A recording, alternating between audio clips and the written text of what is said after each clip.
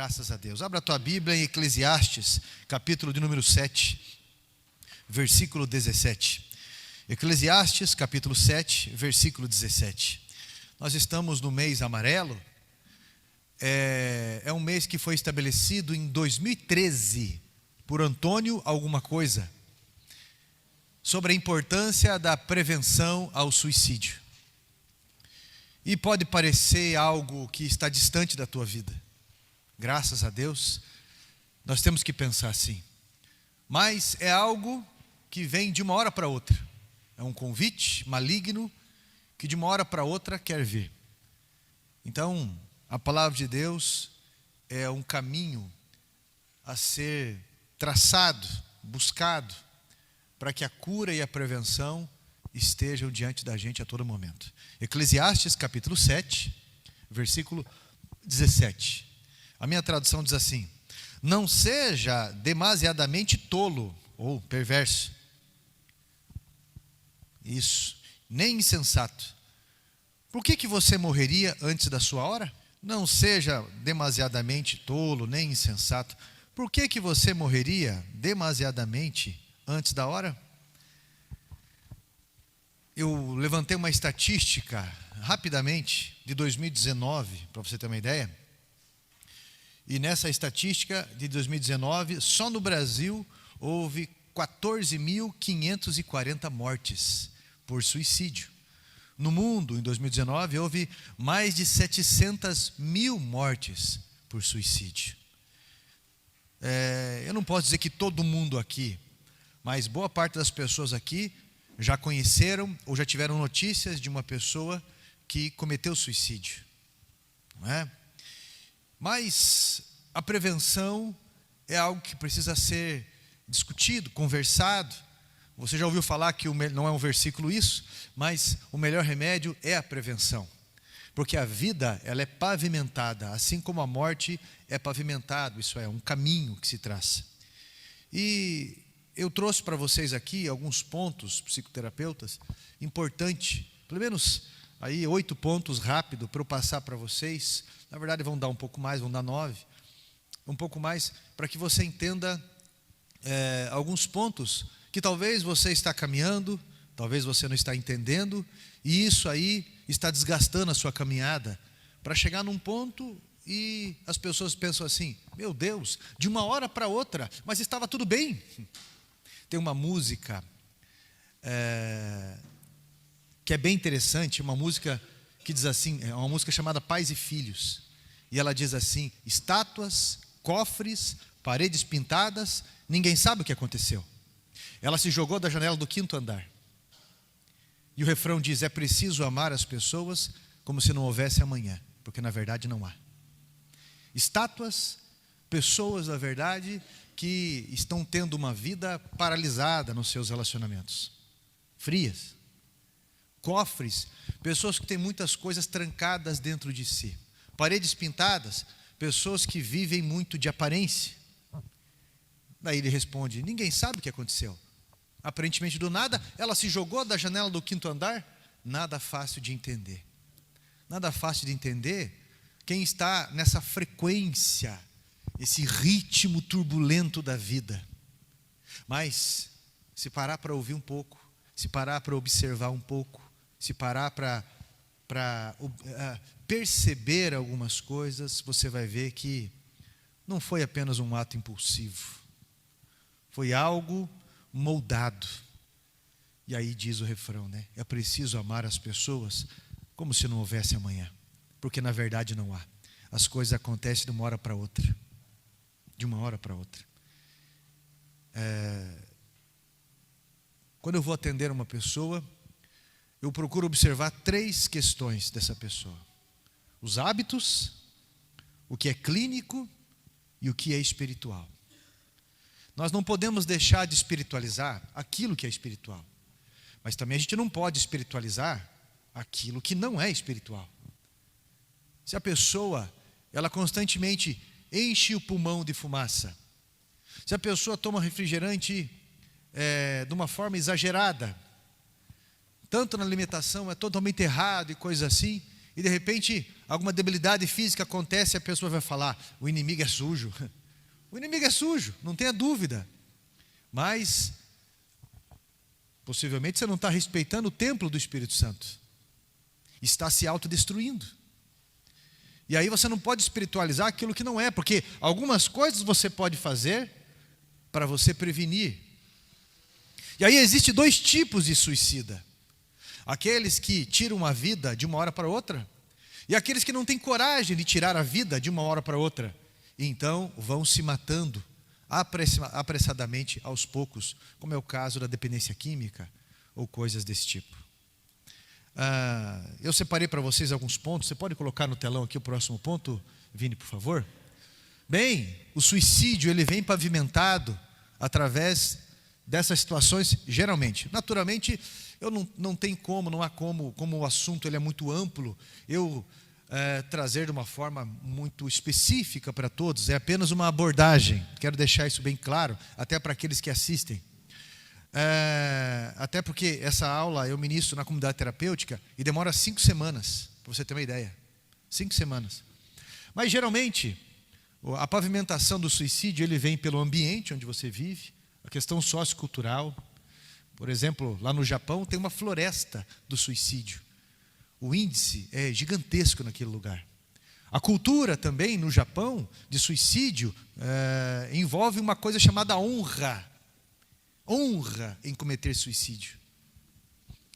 A questão existencial, não há o senso de missão.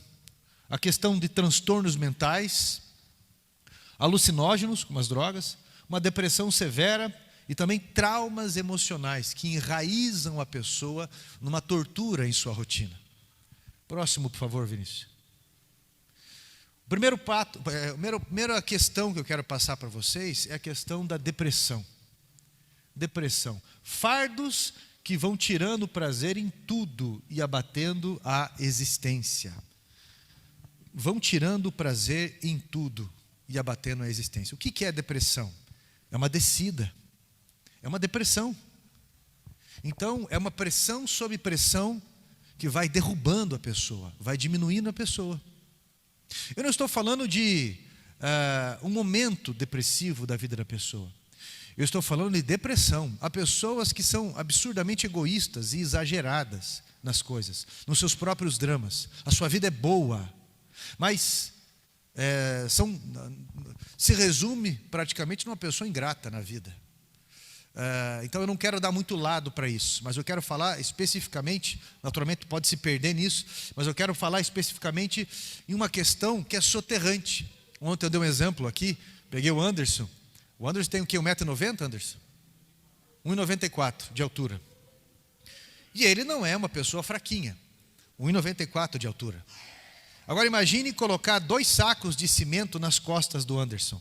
Cada saco de cimento tem 50 quilos. Ele vai estar com 100 quilos nas costas. Aquilo vai estar pesado. Se você colocar nas costas dele devagar e com jeito, ele vai aguentar. Ele vai colocar as mãos nas pernas e ele vai aguentar. E aí se passa 5 minutos. Se passam 10 minutos. Meu irmão, 10 minutos com 100 quilos nas costas. Nesse homem que parece forte, que parece que aguenta tudo. Ele não vai pensar em comida mais. Ele não vai pensar no grande amor da vida dele mais.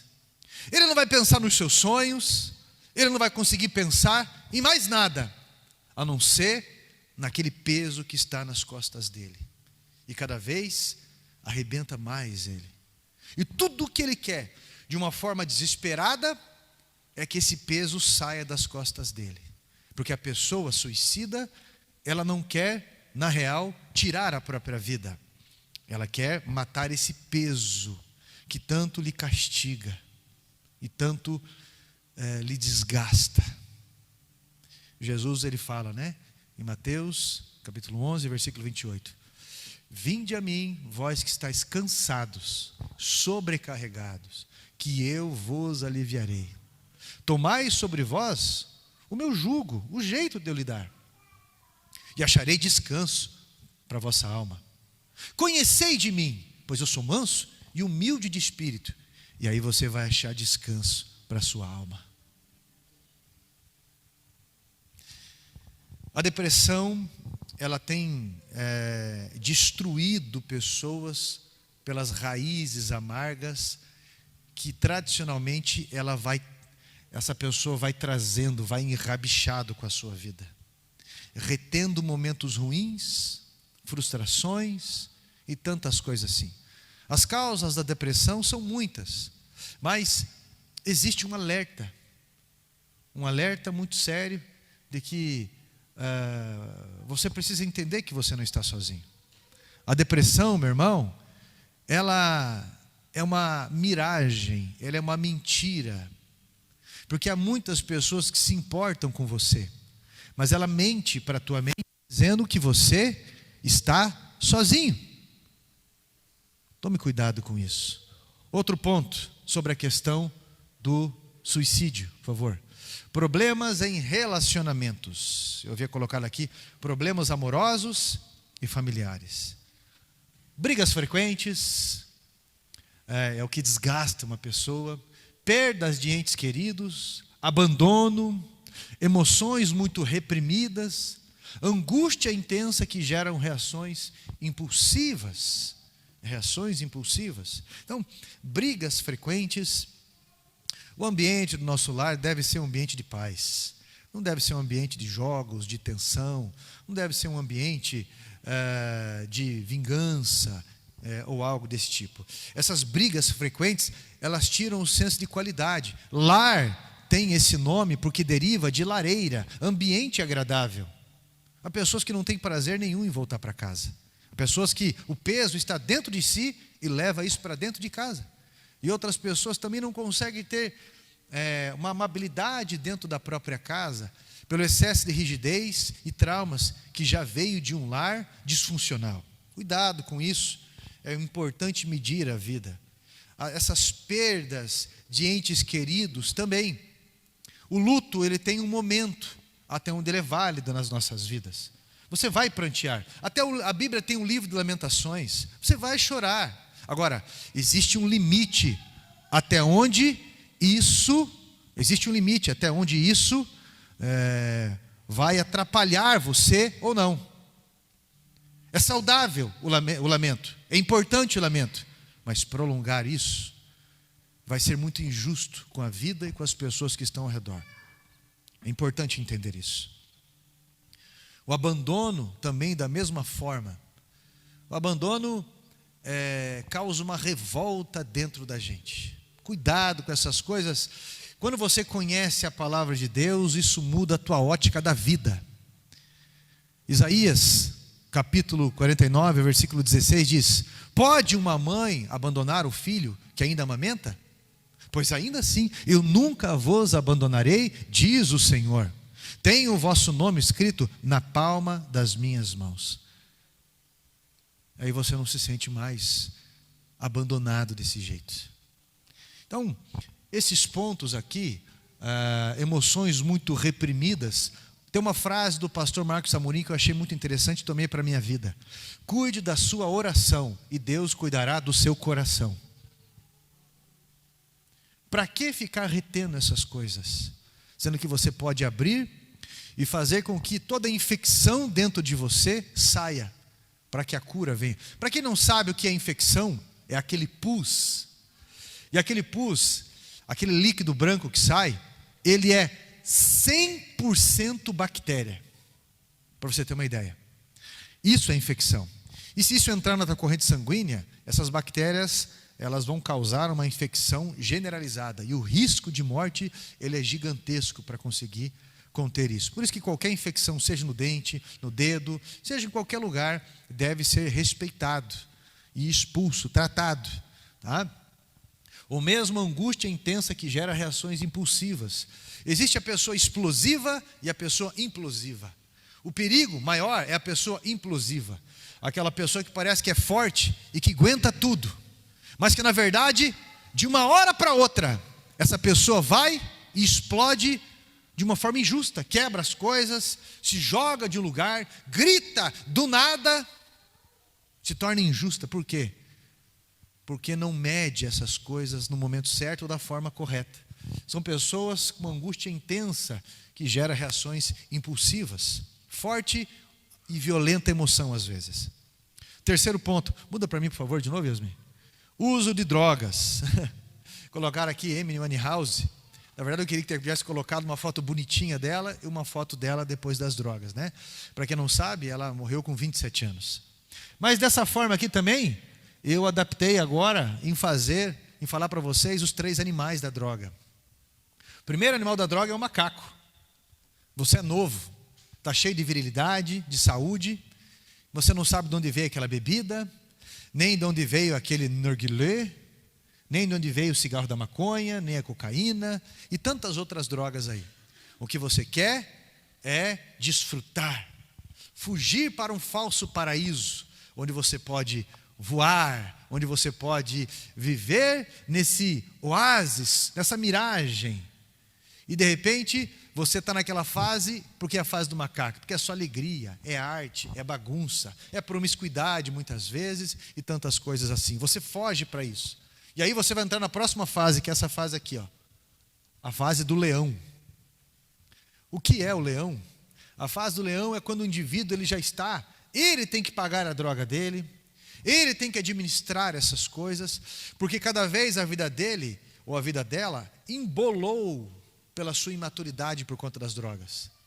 E está lá, eu brinquei ontem, pegando o Anderson, sempre de exemplo, eu falei, imagine o Anderson, quando o Anderson tinha 14 anos de idade, o Anderson acho que já tem 40, quando ele tinha 14 anos de idade, aí de repente ele teve uma namoradinha que fez juras de amor para ele, falou coisas muito bonitas, você é a pessoa que eu tenho certeza que eu quero passar o resto da minha vida, você é a pessoa isso, e de repente quando ele chega, aquela namoradinha que teve juras de amor com ele, está beijando um outro rapazinho.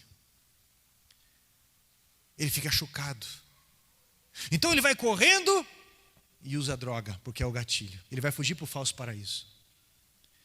E durante a vida dele, ele vai repetir isso.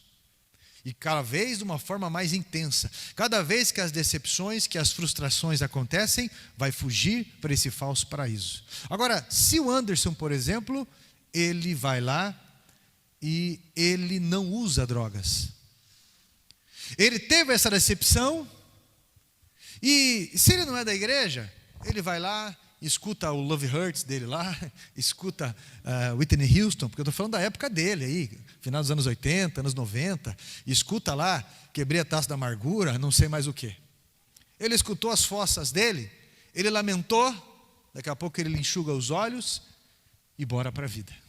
Se ele é cristão, ele vai conversar com um líder cristão dele, vai orar junto, vai se levantar em cima disso, né, sobre toda essa questão, e eu chamo esses 2 pontos de amadurecimento. Ele amadureceu os seus sentimentos e o seu emocional. Sentimento é aquilo que vem de fora e você sente, e você tem que aprender a lidar.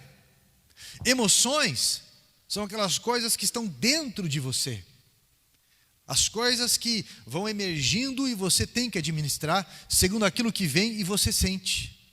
Mas a pessoa que não é madura vai agir como quem tem 8 anos de idade, 7, 12, 14 anos de idade.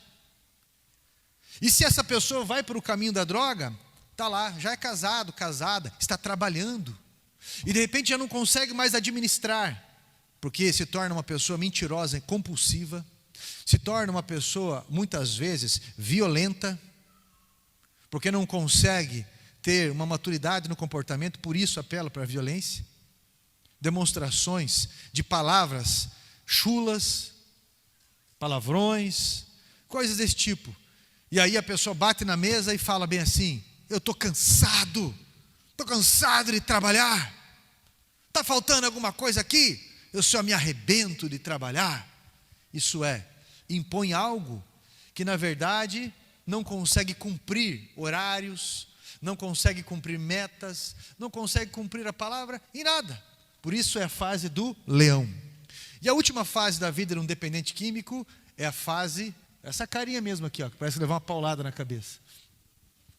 É a fase do porco, porque o porco é um animal que ele não consegue levantar a cabeça. O pescoço dele só faz esse movimento para baixo. E o porco ele só come resto, dorme urinado, Porco é um animal que está sendo preparado para o abate.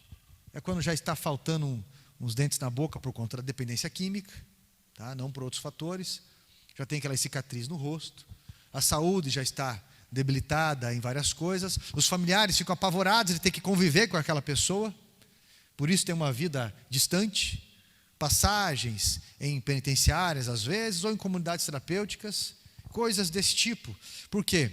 O uso das drogas faz com que a pessoa ela não amadureça. E ela cansa tanto disso, tanto dessas coisas, que ela não quer mais viver nesse mundo. De tanto problema que foi gerado pela falta de amadurecimento. Então essa pessoa quer viver nesse falso paraíso. E cada vez usa mais. E aí vem o que nós chamamos de overdose. Vem o que nós chamamos de coma alcoólico. Mas existem também as drogas laboratoriais. As drogas com receita médica. Tarja preta. Meu irmão, primeiro que eu não sou a favor de receitar um medicamento tão forte sem pedir exames específicos para a pessoa. Esse negócio de que eu vou até um profissional e de repente ele olhou para mim, o que foi? Eu estou frustrado. Então já toma esse tarja preta aqui. Essa indústria, em boa parte, é maligna. E é um vício também. Lembrando que os remédios de tarja preta, eles não saram as dores emocionais. Escute o que eu estou falando. Então a pessoa, da mesma forma, quer viver nesse falso paraíso. Se chapam disso. Da mesma forma, ficam inúteis para a vida. E dependentes desse tipo de medicamento também. Tá? Ao ponto de pessoas perceberem que esse tipo de medicamento não tira as dores emocionais daquilo que você tem que perdoar, daquilo que você tem que ter uma atitude, daquilo que você tem que fazer. Então a pessoa comete suicídio. De uma forma muito impulsiva ou planejada. Cuidado. Outro ponto, por favor. O bullying. Quando a pessoa é intimidada em sua rotina intencionalmente e repetidamente. É um sofrimento emocional elevado e retido. Elevado e retido. Esse tempo atrás, esse ano ainda, se eu não estou enganado, uma mocinha bem ruiva, de 13 anos. E na escola, um grupo de pessoas não só tiravam sarro dela, mas como também emocionalmente abusavam daquela menina. Ela com 13 anos cometeu suicídio. É algo que é importante você ter uma postura, é algo que é importante também você aprender a se aceitar, é algo importante você conversar com pessoas mais maduras sobre isso. Porque existem ambientes em que existe esse nível de toxicidade de pessoas malignas realmente que vão arrebentar com você. Esse tipo de bullying. Uma coisa, homem é interessante. Homem, quando ele gosta muito do outro homem, ele tira muito sarro, ele brinca muito. Só que isso vai ser medido, porque não é só o tirar sarro ou brincar. O outro tem que aceitar isso. O outro tem que gostar dessas brincadeiras ou revida, isso dentro de um bom senso. Mas nós estamos falando de algo muito pesado, nós estamos falando de um certo nível de maldade ali. E isso vai causar inúmeras coisas. Coisas que não foram saradas, porque a gente só brinca com aquilo que a gente foi sarado. Só com aquilo que a gente foi sarado. Tudo mais. Próximo ponto, por favor. Acho que travou ali. Traumas emocionais. Olha essa criança chorando e esse palhaço aqui. Parece muito com uma prima minha isso aqui. Traumas emocionais. Situações de estresse intenso. Por exemplo, situações de estresse intenso. Há pessoas que não conseguem colocar a mão em um volante para dirigir. Por causa de quando sofreram um acidente, ou estavam com alguém que sofreu um acidente. Coisas desse tipo. Tem autoescolas especializadas em traumas. Aulas extras exatamente para pessoas com traumas de trânsito e dirigir, porque as coisas são muito rápidas e coisa e tal.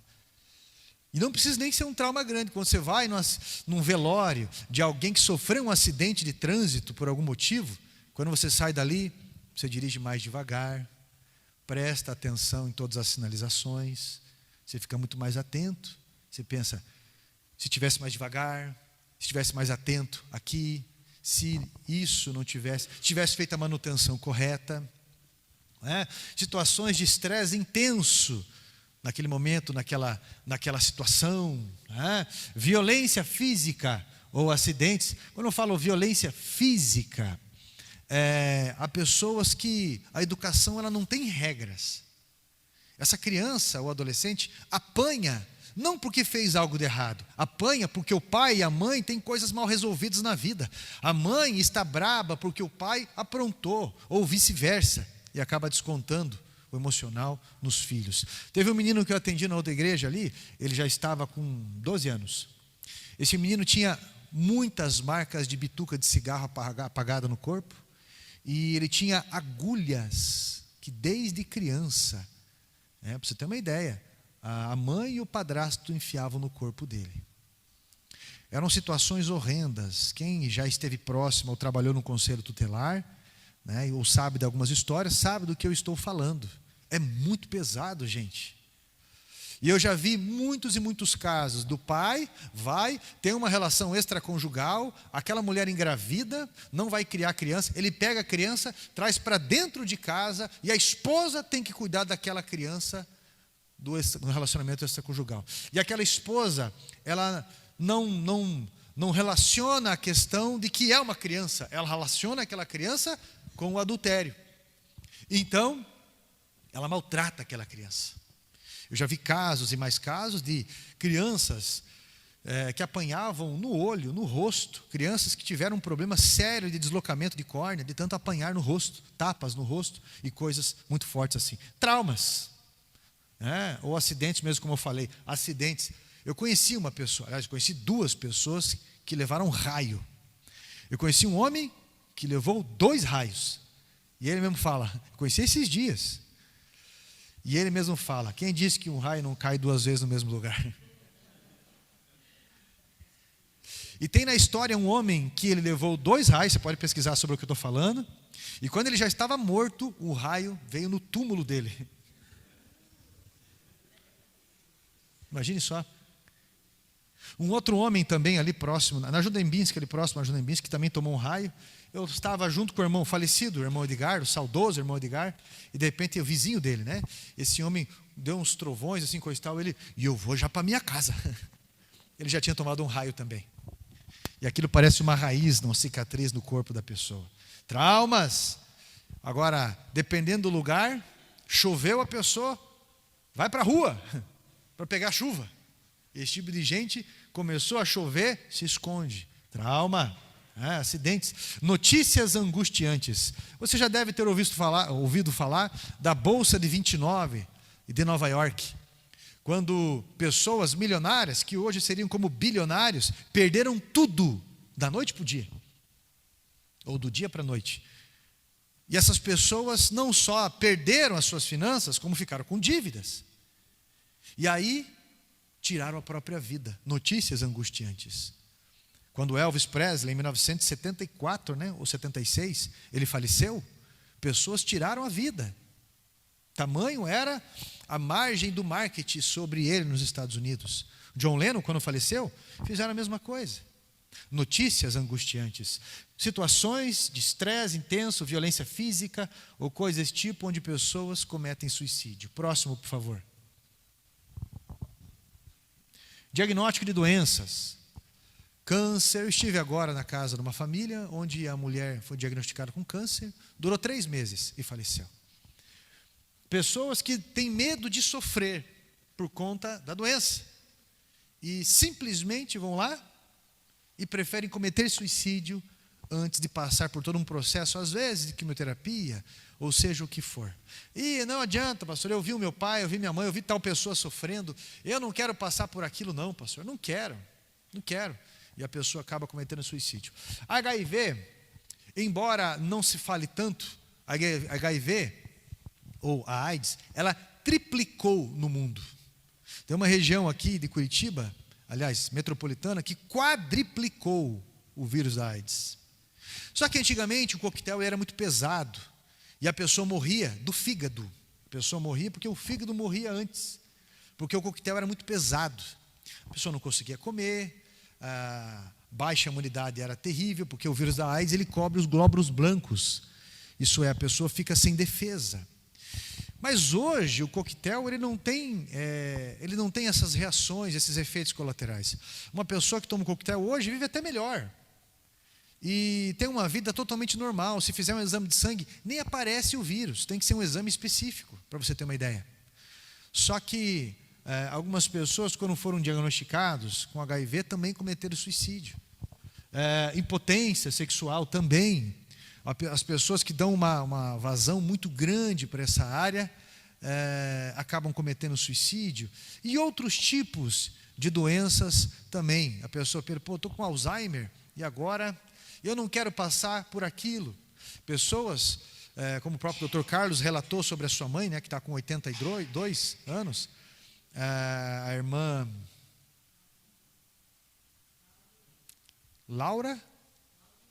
Laudelina, isso. Ela está diagnosticada com demência.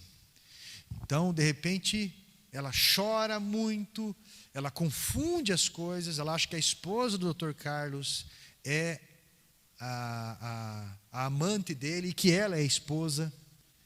E aí ela briga, e de vez em quando ele fala, pastor, eu chego lá, às vezes ela está atrás da porta, espiando assim, atrás da porta do quarto. E quando ela cai em si, num momento, ela começa a chorar. E ela fala, eu não quero ficar assim, eu não quero que isso aconteça. É muito pesado isso. E às vezes pessoas que acompanham uma prisão mental, pessoas que acompanham isso, quando vão ser diagnosticados com coisas desse tipo, acabam cometendo suicídio. Porque já está numa frequência de algumas coisas, então se deprimem. Pessoas com diabetes também. Quando eu trabalhava no hospital, eu lembro de pessoas que, imagine só, a vida inteira enxergaram. E agora com 50 anos de idade, cega dos 2 olhos. Pessoas que ficaram cegas de um olho, começaram a amputar dedos dos pés e coisas desse tipo. Eu não vou passar por isso, esse monte de restrição na vida. Pessoas muito enérgicas acabaram cometendo suicídio também. Próximo ponto, por favor. Síndrome de Burnout. Excesso de estresse causado pelo trabalho pode provocar a sensação de fracasso e desgaste emocional. Excesso de horas de cobrança e ausência de resultados esperados. Isso é um sufocamento. E isso entra também dentro daquela questão que eu falei sobre o Anderson, com 2 sacos de cimento em cima. Ele, pastor, mas por que você quer que eu fique com esses 2 sacos em cima? Isso não aconteceu, tá, gente? Ou o cara pergunta, mas amor, por que você quer que eu fique com esses 2 sacos em cima aqui da cabeça? Por quê? Por quê? Segura aí que uma hora nós vamos construir nossa casa. Isso é um excesso de cobrança e que você não entende a lógica e você não vê resultados. Mas isso numa frequência absurda. E os primeiros sintomas, eles começam a vir com a síndrome de pânico. Parece que é um ataque cardíaco. Uma dor no peito aqui, vai até as costas, mas a pessoa vai fazer ali um eletrocardiograma e não tem nada. Uma falta de ar absurda. Mas isso denota um pavor da pessoa na sua rotina. Coisas muito fortes ali. Isso é chegar naquele ambiente e vivenciar aquilo. Próximo, por favor. O último eu vou passar para vocês é o que chamamos de esquizofrenia. Transtorno causado por alucinações, delírios e confusões mentais. Olha só, existe uma diferença a nível do diagnóstico, o que é bipolaridade e o que é esquizofrenia. A bipolaridade, a pessoa no seu emocional vai de 0 a 100. E aí existem graus disso. Estão lá discutindo Lula, Bolsonaro, aqui está a razão, aqui está a emoção. A emoção da pessoa vai lá em cima e lá embaixo. Isso é bipolaridade. Agora, a esquizofrenia é quando passa desses níveis de bipolaridade e chega num nível de esquizofrenia. A esquizofrenia é quando você confunde aquilo que é real com aquilo que não é real. Manias de perseguição. Teve um caso de uma moça que fazia até parte do Outsiders, do grupo de missões da igreja. Eu internei ela 4 vezes em comunidade terapêutica. E essa moça, ela, por conta da droga, porque quando a pessoa usa os derivados do ópio, seja cocaína, seja o crack ele é potencializado para esse objetivo. Quando a pessoa usa aquilo, tem pontos na cabeça chamados de endorfina.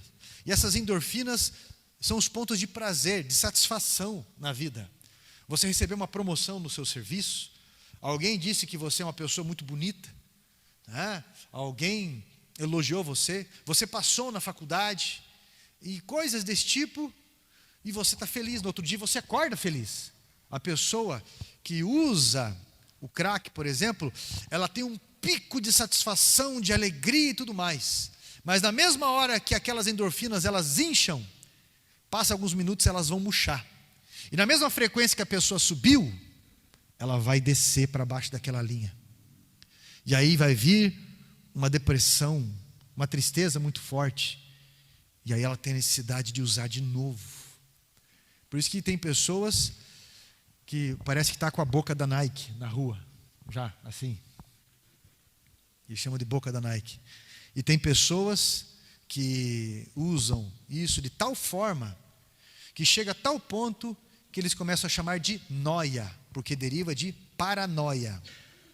As pessoas já estão. E numa mulher, a droga, ela tem um efeito 10 vezes mais forte do que em um homem para destruir o seu cérebro. Porque a mulher é um ser muito mais emocional do que um homem. Você trata 10 homens e você não trata uma mulher se tratando de comunidade terapêutica, para você ter uma ideia, pela questão relacional e emocional. E a questão da droga é, quando a pessoa usa, essas endorfinas, elas vão inflamando e murchando. Só que daqui a pouco elas vão queimando. Então a pessoa não consegue ter mais satisfação, não consegue ter mais prazer, só tem ansiedade. E é uma ansiedade muito forte, uma coisa elétrica. E chega ao ponto que se a pessoa não tratar, não respeitar, vai chegar nesse ponto de esquizofrenia. E aí essa mocinha, que eu falei para vocês, que fazia até parte do grupo de missões, ela ligava para minha casa de madrugada: pastor, tem um helicóptero aqui em cima da igreja, e é o meu namorado, e ele vai ajudar muito a gente no ministério, você vai ver. Eu conversava com ela um pouco, porque você não pode bater de frente, você tem que conversar segundo o que a pessoa está falando, porque existe uma mania de perseguição. Então a discussão é muito fácil ali. Teve um dia que eu cheguei na igreja pela manhã, e ela estava com lixos na mão, ia nas lixeiras, pegava lixo e jogava na frente da porta da igreja. Eu falei para ela: bom dia, o que você está fazendo? Ela: ninguém entende o meu ministério, ninguém entende, eu estou trabalhando na obra de Deus, e ninguém entende o meu ministério. É uma prisão mental, e essa mania de perseguição leva a pessoa a alucinações terríveis. Ela estava atravessando a BR e um caminhão atropelou ela. Ela ficou 3 meses na UTI, eu ia visitar ela, e depois que ela saiu da UTI no Hospital Trabalhador, ela foi para o Pequeno Cotolengo. Esses dias eu estava visitando ela, naquela semana, fazia alguns dias que ela tinha tirado a traqueostomia, faz 3 anos que ela está ali. Ela segurava na minha mão, numa cadeira de roda, só um braço dela funciona, pastor Carlos, e ela chorava. E ela falava alguns nomes das pessoas da igreja, que ela pede para visitar ela. É muito importante visitar pessoas assim. Ela mora lá e ela é muito bem cuidada, graças a Deus. E essas pessoas aí que Deus levantou. Mas a esquizofrenia, num surto desse de perseguição, a pessoa se joga na frente de um caminhão. A pessoa, fugindo de algo, pula de um apartamento. A pessoa, ela prefere cometer suicídio, muitas vezes. Eu ouvi uma vez um relato de um rapaz que ele falava que ele estava sendo perseguido pelo sol. O sol queria cobrir ele, queria matar ele. Então ele fugia desesperadamente. Isso é, o suicídio, como eu falei no início, não é de uma hora para outra. O suicídio tem uma pavimentação. Como eu falei sobre a música. Ué, mas estava bem? Estava com a gente aqui sorrindo. E você encontra vídeos de pessoas 2 dias antes do suicídio, 2 semanas antes, 6 meses antes do suicídio, dando gargalhadas. Próximo passo, por favor, aqui. Próximo slide, por favor. O caminho oposto ao suicídio. 1 Pedro 5,7. Lançando sobre ele toda a vossa ansiedade, porque ele tem cuidado de vós. Ele tem cuidado de vós. Todo campeão conhece a dor. Não tem como passar por esse mundo sem conhecer a dor. Mas todo campeão aprendeu a lidar com a dor. Os desertos na vida definem vencedores. Porque uma pessoa que não é vencedor, uma pessoa perdedora, ela morre no deserto. A palavra deserto significa lugar solitário.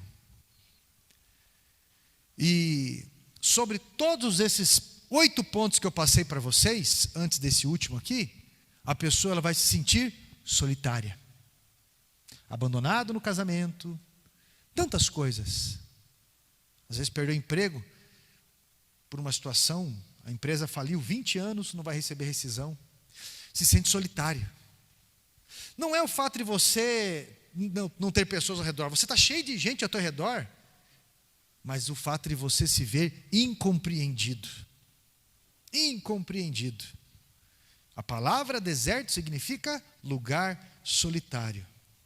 E é nesse momento que as memórias, quando você está no deserto, quando você se sente sozinho, é nesse momento em que as memórias, as emoções, os sentimentos, eles emergem de tal forma e eles querem conflitar as nossas expectativas do depois.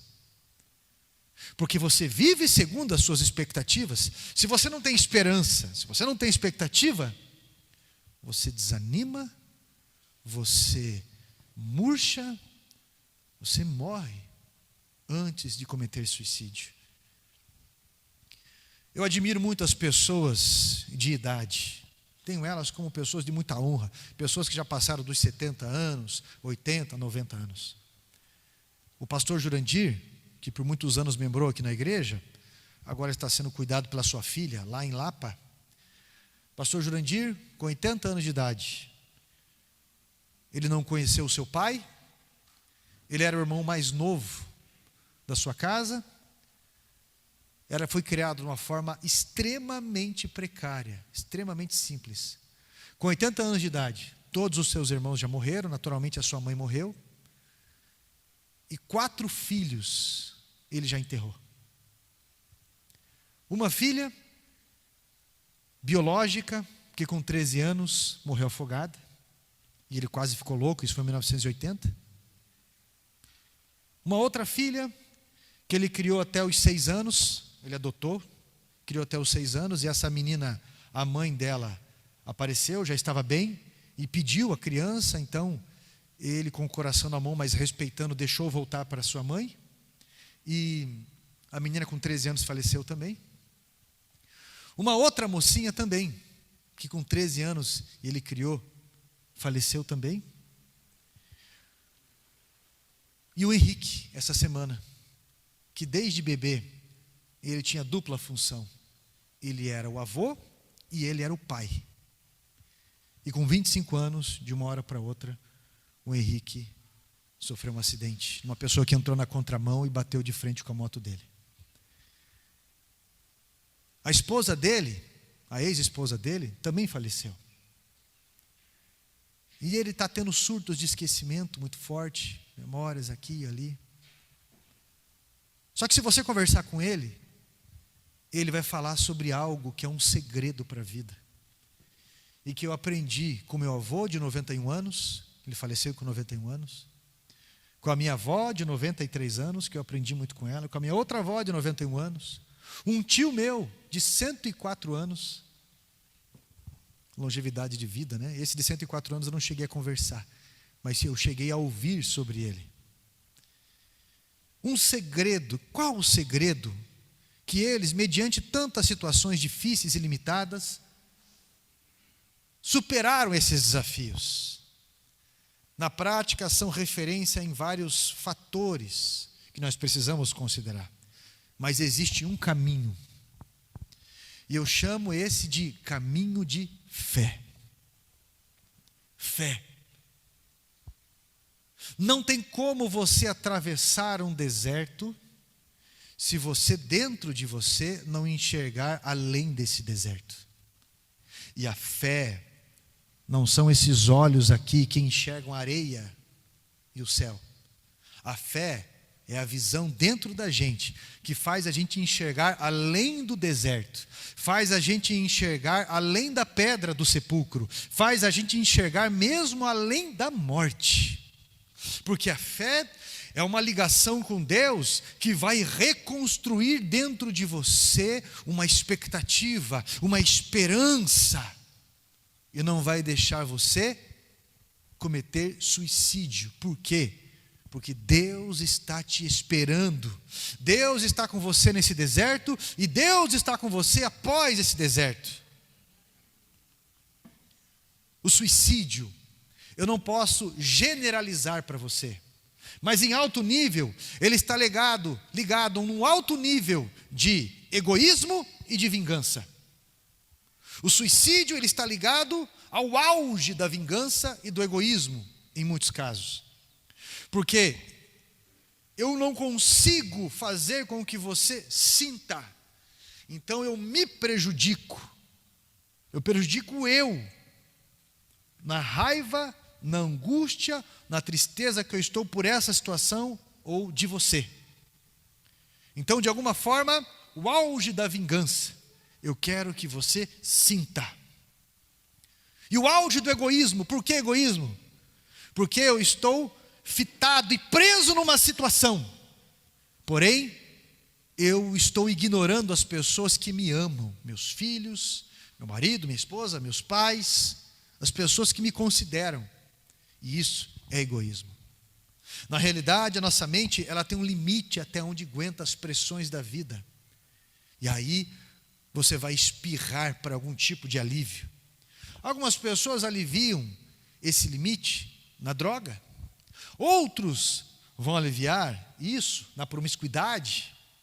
A pornografia, ela está relacionada no cérebro, na mesma área da droga, vai gerar impulsividade na pessoa, vai tirar o prazer na vida da pessoa. Algumas pessoas descontam na comida, literalmente descontam na comida, fazem uns pratos assim, que não sabe se vai agradecer a Deus ou pedir desculpa, é famosa essa. Mas e a gente aprende a comer sempre de se estufar. Se você vive bem, tudo bem, não estou dizendo, às vezes só tem aquela refeição ali e depois é mais light nas outras, não é isso. Eu estou falando sobre equilíbrio nas coisas. Eu mesmo tenho muita dificuldade, estou aprendendo a lidar com doces, porque eu sou um lombriguento assumido, talvez por conta do estresse. Cada vez que você está estressado, você acaba comendo mais chocolate, e agora eu estou tendo que me reeducar realmente diante dessas coisas. Mas pelas pessoas que você ama, você acaba melhorando, e isso é importante. Temos um limite para enfrentar as coisas sozinhos. Ninguém tem um passado fácil e todos nós precisamos aprender a superar. Há muitas pessoas dispostas a ajudar, poucas pessoas capacitadas para isso. Então precisa-se de um acompanhamento espiritual, um acompanhamento psicológico, um acompanhamento talvez até psiquiátrico, conforme a avaliação médica. Lançando sobre ele toda a vossa ansiedade, porque ele tem cuidado de vós. A fé é uma ligação com Deus que muda a realidade de dentro para fora. Muda a nossa ótica da vida. Como é que Jó perdeu 10 filhos, suas finanças, perdeu a saúde e teve palavras de confissão positivas? Como é que Abraão, ele deixou toda uma herança, tudo bem que era um lugar tóxico ali, mas ele deixou toda uma herança com 75 anos de idade, saindo com as coisas que ele podia carregar, e apenas um sobrinho, a sua esposa, uma mulher infértil, que naquela época era algo muito sério. E ele saiu andando pela fé. Deus não havia falado para ele, você vai até tal região. Ele saiu andando pela fé. Alguns falam errantes pelo caminho. Mas Abraão saiu caminhando pela fé. Como é que Neemias, depois de 4 meses em depressão severa, depois das notícias que Jerusalém havia sido destruída, arruinada, e ele tinha que servir diante do rei Artaxerxes, o maior rei da terra na época, responsável por 120 províncias. Se ele se apresentasse triste diante do rei, ele era digno de morte, segundo a legislação daquele lugar. Mas de alguma forma, essa resistência, esta fé dentro dele, foi com que Deus o usasse para que Jerusalém fosse reconstruída. Isso através da fé. O caminho da fé começa dentro de você. E a fé vem por onde? Ouvir o quê? A palavra de Deus. A fé vem pelo ouvir a palavra de Deus. E a palavra de Deus você vai ver em vários pontos da Bíblia. Diga ao fraco, eu sou. Diga ao pobre, eu sou. Jovens, eu vos escolhi porque sois fortes e porque já tendes vencido o maligno. Você vai ver ali em Joel 2, né, quando fala ali, aliás, Miqueias 2:10, levantai-vos porque não é aqui o vosso descanso. Você vai ver em Hebreus 10:39, necessitais de perseverança, porque depois de haver desfeito a vontade de Deus, alcanceis a promessa, o meu justo viverá a sua fé, mas se recuar a minha alma não tem prazer nele. Você vai ver em Filipenses 2:10 ali, eu já passei necessidade, eu já tive abundância, porque eu posso passar em tudo, porque Ele me fortalece. Você vai ver em Filipenses ali 4:4, que diz ali, alegrai-vos, outra vez eu vos digo, alegrai-vos, porque perto está o Senhor. Filipenses 4:8 vai dizer ali, tudo que é justo, honesto, de boa fama, se há alguma virtude, se há algum louvor, nisso pensais, e a paz que excede todo entendimento, ela vai guardar o teu coração. Meu irmão, há inúmeras passagens na Bíblia que o Senhor vai valorizar a vida. O caminho da fé é uma pavimentação que veio por Cristo. Isaías 53, pelas suas pisaduras nós somos, pelas suas pegadas. Se você seguir, você vai ser sarado com tudo isso que está intoxicado dentro de você. É ter a certeza de o Evangelho de João capítulo 16, versículo 33, no mundo vocês vão sofrer, no mundo vocês vão ter aflições, mas tenham bom ânimo, eu venci o mundo. Isso é fé. A fé faz com que tudo que está infeccionado na sua alma saia, para que o refrigério da cura venha. Isso irá ligar você a vínculos saudáveis, com pessoas curadas, corpo, alma e espírito.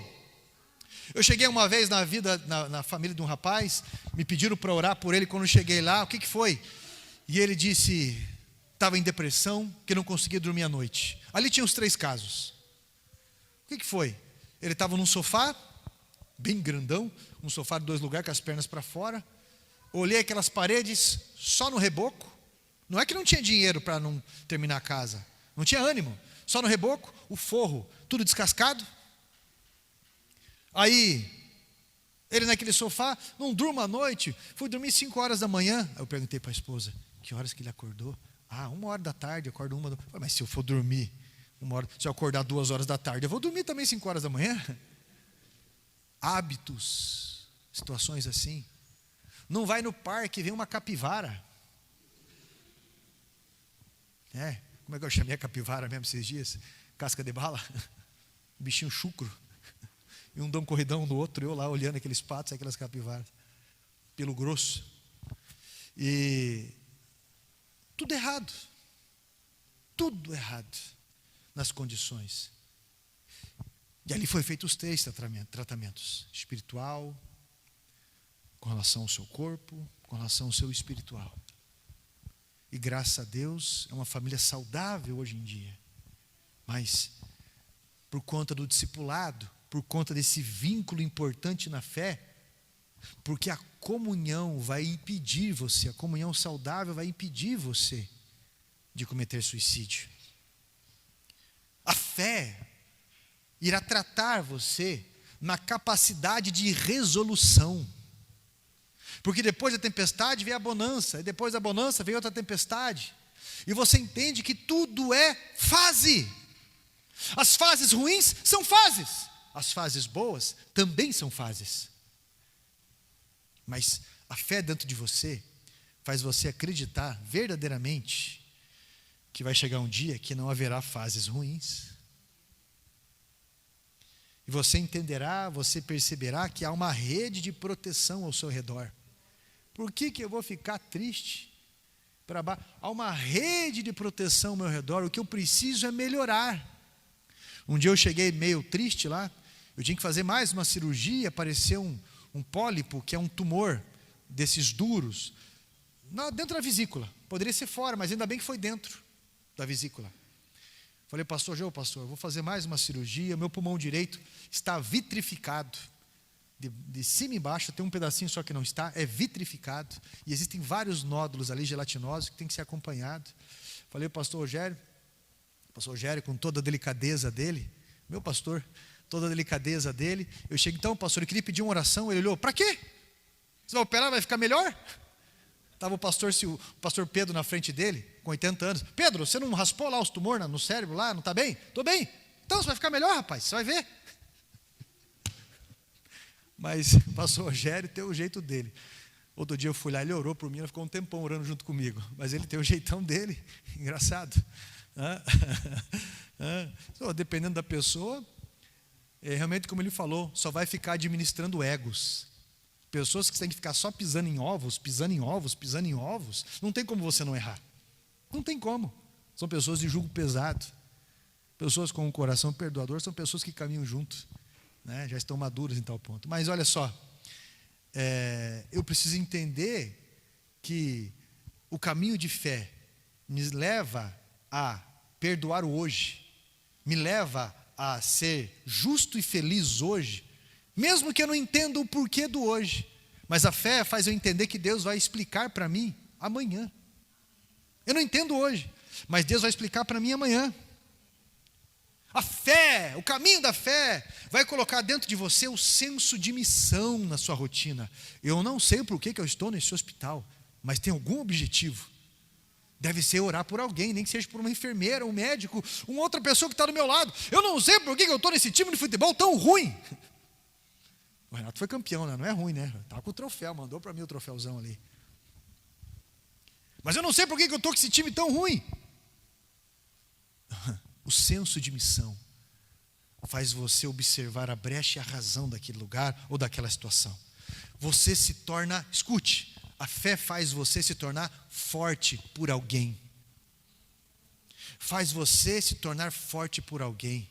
E nada melhor do que Jesus Cristo, que lá no Getsêmani disse 3 vezes, Senhor, Pai, se for possível, passa de mim esse cálice. Na 3ª vez, Senhor, se for possível, passa de mim esse cálice. Mas por último ele disse, mas seja feita a sua vontade. E então o anjo veio o consolar. Jesus, ele estava olhando além da cruz, além do deserto, além dos testes, das provas, dos abandonos, de todas aquelas palavras ruins, porque ele estava ligado a Deus Pai, e ele nos ensinou a ligar a Deus Pai para que tenhamos vida aqui. O caminho de fé, atualizado, é um caminho, meu irmão, que previne ao suicídio. Dentro de tantas coisas, que limitadamente eu estou traçando para você aqui. Deuteronômio, para finalizar, capítulo 30, versículo 19. O Senhor está falando sobre caminhada para o povo de Israel. Ele está falando como que eles vão passar por aquele deserto, ele está falando como que eles devem viver na terra prometida.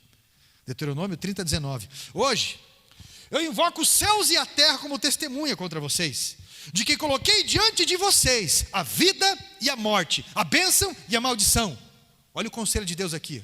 Agora, escolham a vida, para que vocês e os seus filhos vivam. Eu tenho um recado para você. Escolha a vida. E ela está em Cristo Jesus. Se coloque em pé em nome de Jesus. Escolha a vida. Escolha a vida. Escolha a vida. Eu quero que você coloque a mão no teu coração. O que você escutou hoje aqui não é só para a tua vida, mas é para alguém que precise também. Eu vou orar junto com você. Se você lembra o nome de alguma pessoa que precisa escutar isso, através da tua vida, ou através dessa mensagem, você vai se achegar até essa pessoa, vai orar junto com essa pessoa. Ou isso é pela tua vida também. Eu vou orar junto com você agora. E essas coisas, aquilo que mais te tocou, você vai colocar diante de Deus nesse momento. Vai pedir a cura, a prevenção, ou vai citar o nome de alguma pessoa também, que talvez está passando por algo assim. Maravilhoso Deus, Pai de amor, aquele que nos ensina sobre a fé viva, aquele que pavimentou um caminho de cura para que viéssemos caminhar por ali. Nós estamos aqui hoje identificando, saindo do campo da ignorância, entrando no campo do conhecimento, onde o Senhor tem nos enviado alertas importantes sobre as questões que levam a pessoa a cometer um ato desesperado desse, um ato de suicídio. Pai, sabemos que acima de tudo é o inimigo que convence alguém a desistir da vida. Se o Senhor aconselha a escolher a vida, quem pode dizer que não é para escolher a vida? Santo Deus, pedimos esta graça suficiente, a revelação, as memórias e a importância dessa mensagem penetrada dentro da nossa rotina. Então, no nome de Jesus Cristo, pedimos a tua bênção, pedimos que os teus anjos guardem-nos ao redor, Pai, pedindo ao Senhor que a tua mensagem, o teu evangelho dentro de nós esteja atualizada, e que possamos levar essa mensagem do evangelho, essa mensagem de fé, a mais pessoas, para que essas pessoas possam ser curadas. Assim, meu Deus, nós ligamos aos céus esta oração, agradecidos em nome de Jesus Cristo, e todos digam amém. Que Deus abençoe a sua vida. Aplauda Jesus Cristo.